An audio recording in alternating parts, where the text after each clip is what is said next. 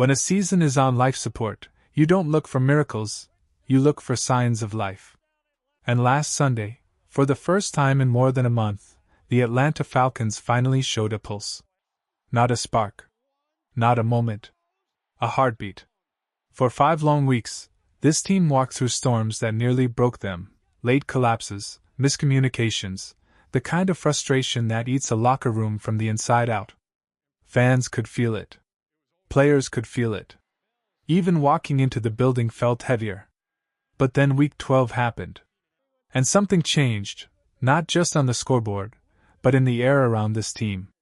The losing streak snapped, but more importantly, the Falcons felt like themselves again. Defensive coordinator Jeff Ulbrich captured it better than anyone. Adversity is this amazing gift. A gift. That's not a word you use when your season is collapsing. But somehow, the players believed him. The weight on their shoulders loosened. The team that looked lost suddenly carried a quiet fire.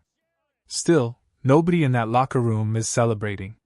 A.J. Terrell Jr., who has become one of the emotional anchors of this team, didn't mince words. Consistency. No complacency. Don't get too happy about one win. He's right. At 4-7, the room for error is gone. The Falcons are dangling off the cliff's edge, and every snap from here on out decides whether they climb up or disappear into the dark. The NFC South hasn't slammed the door yet. Tampa Bay at 6-5, Carolina at 6-6, but the space is barely wide enough to breathe. A simulation gives Atlanta a 2% chance. 2%. Just enough hope to sting. Just enough hope to ignite belief. And belief is dangerous in late November. As the Falcons prepare to fly into New Jersey for a battle with the Jets, the mission has become brutally simple. Treat every week like a playoff game, because that's exactly what it is. The good news? For once, the injury report gave them something to smile about. Chris Lindstrom, who has been grinding through a painful foot injury for weeks, practiced again, limited, but present. This man hasn't missed a single game, and that kind of toughness doesn't just help an offensive line, it inspires a team. Matthew Bergeron, after getting rolled up against New Orleans, is back. His return meant something to Raheem Morris, who said, "It was good to have him back with his fellas." Chemistry. Grit. Reinforcement. Everything an offensive line needs during a playoff-like stretch. Cordero Hodge. J.D. Bertrand. Limited, but trending upward. Small victories. Small steps forward. The kind of things desperate teams cling to. But not all news was kind. Drake London, one of the true emotional engines of this offense, remains doubtful with a PCL injury. 2 straight practices missed. Morris is giving him the week, but his tone said everything: hope, but very little expectation. And against the Jets' defense that thrives on punishing wide receivers, his absence carries weight. Linebacker Josh Woods is still likely out. Another piece missing from an already strained depth chart. Yet somehow, this team has learned to fight with whoever steps on the field. That's what Zach Robinson praised even during the darkest part of the losing streak, not the results, but the refusal to fold. Players kept grinding, kept preparing, kept believing when the world outside said they were finished. That's why Week 12 didn't feel like luck. It felt like the reward for surviving the storm. Now the real question hangs like a storm cloud over flowery branch. Was that when the start of something real, or just a moment of sunlight before the clouds return? The next chapter begins in New Jersey. Sunday didn't just show improvement, it revealed something deeper. Something Ulbrich captured in a single line. It shows us who we really are. For the first time in weeks, the Falcons played like a team that refused to fold. They tackled with purpose. They communicated. They executed. They looked united. But the brutal truth is this: moments don't matter unless they become habits. And right now, Atlanta is walking on the thinnest wire imaginable. One mistake, one mental lapse, and the entire season could snap beneath them. But as the Falcons fight for consistency, fate has decided to remind them of the one storyline they wish would just disappear: the quarterback carousel that refuses to stop spinning. A year ago, Desmond Ridder was the franchise hope. Then the benching came. Then the trade. Then the silence. Now, he's wearing purple in Minnesota, standing quietly behind the curtain as their young quarterback fights through injuries. Somehow, the paths of the Falcons and Vikings keep twisting around each other like vines, impossible to separate. Kirk Cousins was let go by Minnesota and landed in Atlanta. 6 weeks later, Atlanta drafted Michael Penix Jr. at number 8.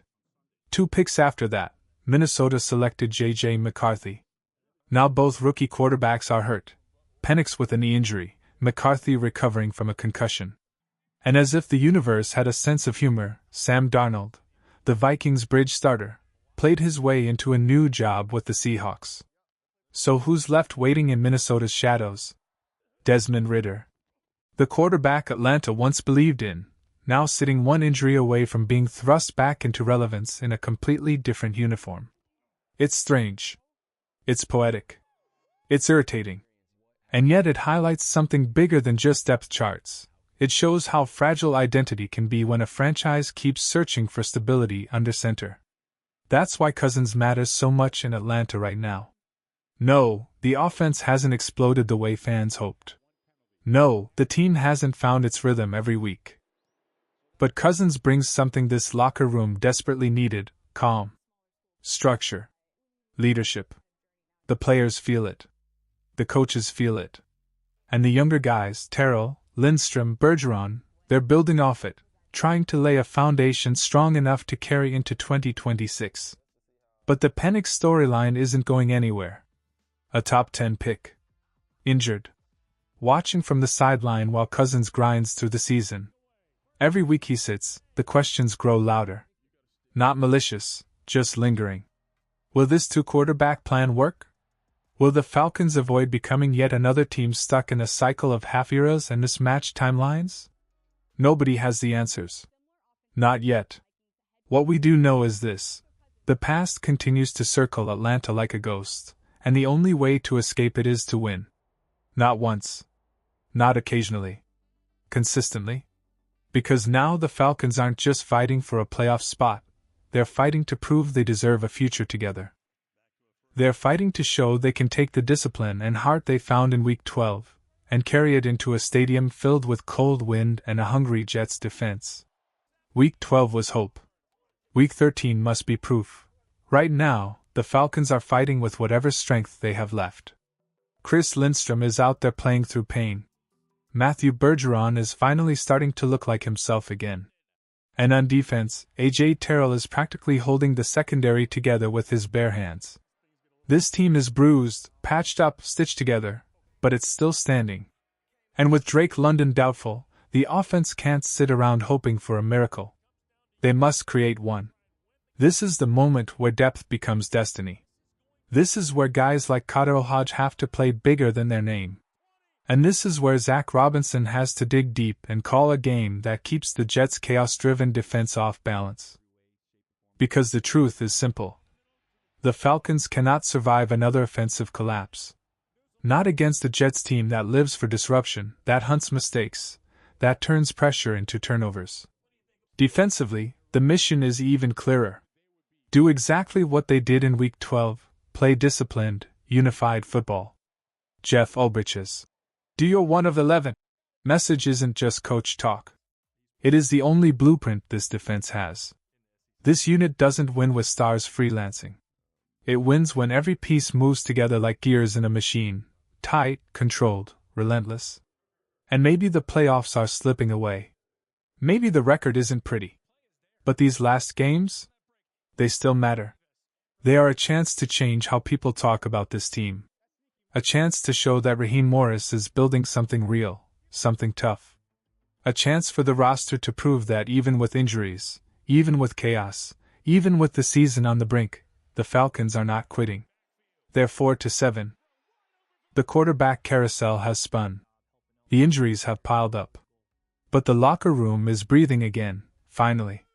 And now comes the hardest part, turning that breath into fuel. Turning one strong performance into a streak. Turning doubt into fire. If they can stay healthy. If they can replicate the execution of Week 12.